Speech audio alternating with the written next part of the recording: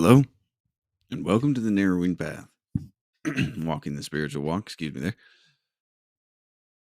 My name is Stephen Einstein. Thank y'all for joining me again today as we go through and we do today's daily reading from James Allen's Daily Meditations. Yesterday's was really quite fantastic. It was talking about the journey and the pitfalls we can have, the troubles we can stumble into, and everything of that nature. And let me tell you, it's been indicative of mine, but as long as we're my journey anyway. But as long as we are striving forward and continuing to aim at that ideal, that spiritual growth, those, that righteousness, all we can do is continue to move forward. It's really, really a great thing. So I'm looking forward to see what today's has. I'm hoping it kind of brings us back to what we talked about. I think it was 2 days ago with that. What was it called? The second surrender, right? Surrender of opinion. Because I'm looking forward to that. That's a great one. That's something I'm still doing today. So let's see if let's see how where we go with this one today. This is going to be fresh to you, fresh to me, meaning that you'll get my genuine response, reactions, observations, and what I relate to about the reading. Because this will be the first time that I hear to read it right here on this podcast with y'all. So please come with me and let's see what we got here. This is October 17th from James Allen's Daily Meditations.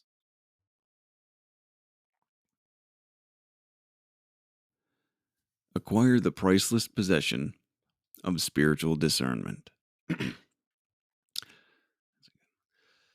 Clothing his soul with the colorless garment of humility, a man bends all his energies to the uprooting of those opinions which he has hitherto loved and cherished. He now learns to distinguish between truth, which is one and unchangeable, and his own and others' opinions about truth, which are many and changeable. He sees that his opinions about goodness, purity, compassion, and love are very distinct from those qualities themselves, and that he must stand upon those divine principles and not his own opinions. Hitherto he has regarded his own opinions as of great value, but now he ceases so to elevate his own opinions and to defend them against those of others, and comes to regard them as utterly worthless. Stand upon the divine principles of purity, wisdom, compassion, and love. Wow, that's a good one. I love that. And it looks like, I mean, we didn't use the term surrender in here, gateway, I guess, but this has got to be concerning the second one, the surrender of opinion, surrender of desire, surrender of opinion, then surrender of self. So that's this is great. Let's go through this line by line here. Acquire the priceless possession of spiritual discernment. So, all right, let's look that up real quick here. We got all right. It has the ability to judge well. Okay, that's a good thing. And then here's something you don't see too often, as in parentheses, in Christian context, perception in the absence of judgment with a view of obtaining spiritual guidance and understanding. I mean, that's what we get going for here right there. Perception in this absence of judgment with a view to obtaining spiritual guidance and understanding. I mean, that's what I would call the ability to judge well, right? Non-condemning point of view. And so that's great. Acquire the priceless possession of spiritual discernment, right? I'm excited to see how he goes into this. Reading it that first time, I like the direction we're going to take with this, I think. So, clothing his soul with the colorless garment of humility. I don't know why he said colorless. It's interesting. Does it not draw attention to oneself, I wonder? Or just you won't even know someone's got it on? It's invisible to the naked eye, maybe. Clothing his soul with The colorless garment of humility. A man bends all his energies to the uprooting of those opinions which he has hitherto loved and cherished. Mm.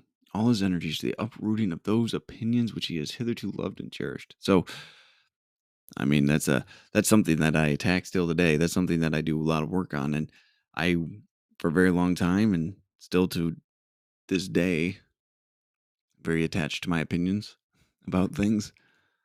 Um, I like to believe I'm right a lot of times,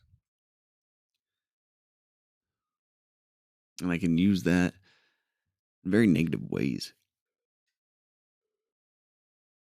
that'll stand in the way of my own growth, because I think I know what I'm talking about. That's one of my biggest downfalls.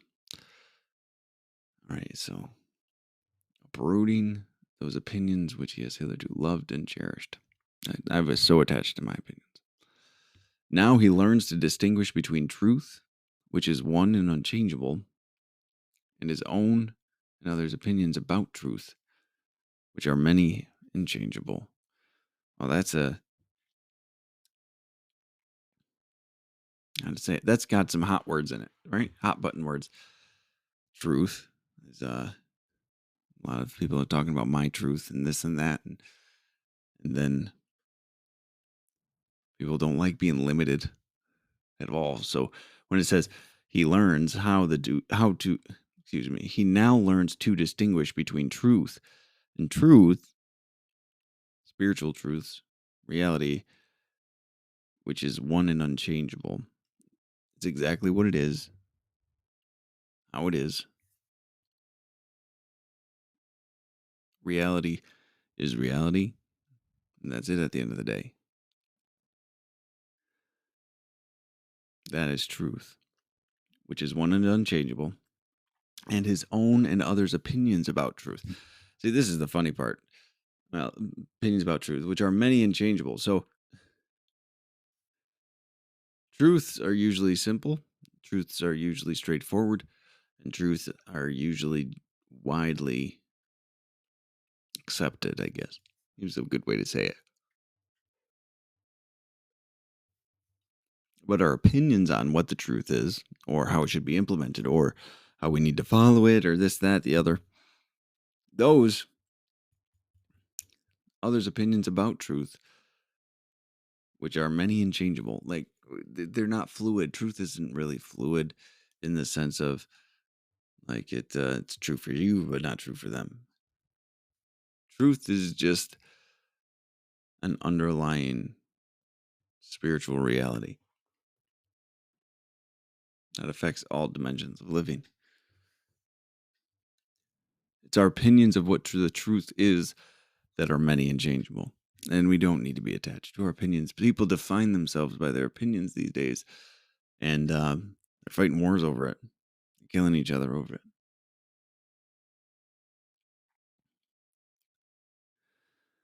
over a lot of things.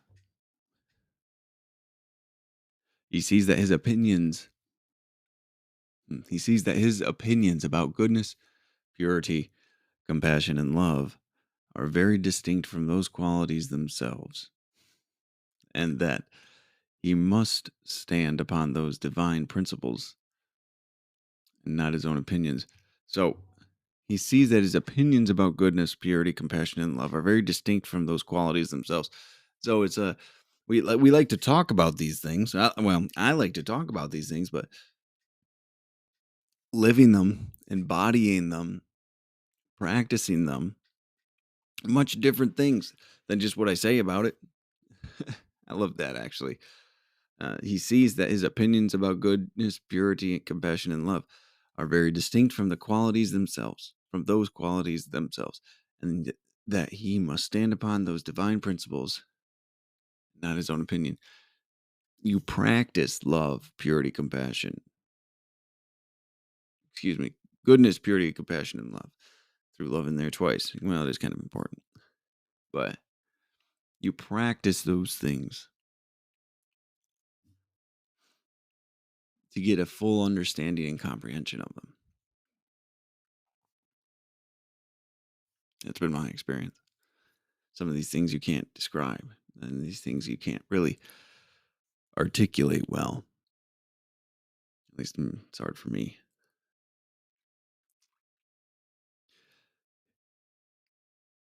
So very distinct upon the from those qualities themselves. Our opinions on those qualities are very distinct upon those qualities from those qualities themselves, and that he must stand upon those divine principles, not on his own opinions. You stand on the principle, not your opinion of the principle. It's that is something I am learning how to do properly, and it's not easy, um, because I become so attached to my opinions, and they've guided me through my life.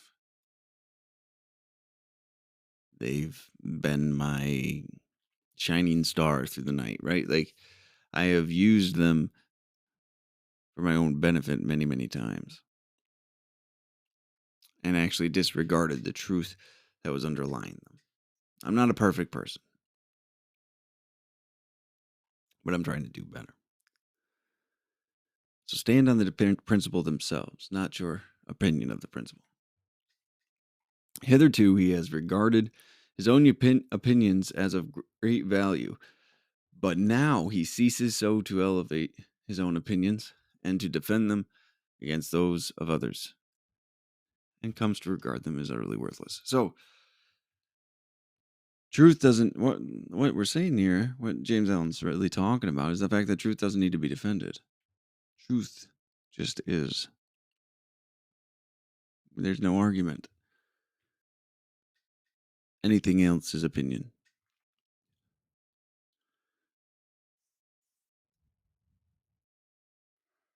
It's a hard thing for some people to come to terms with, but when we can let go of our opinions, when we can quit defining ourselves by these falsely held perceptions, these egotistical um,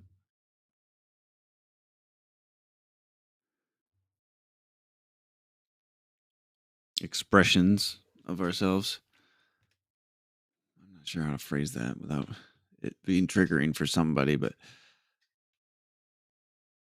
it's our opinions don't matter. The truth of the world will always be the truth. It need not be defended.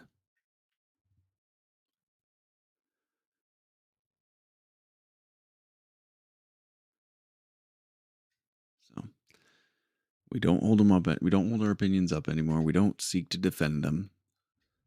If we need to do that, we need to take those actions. It's not the truth.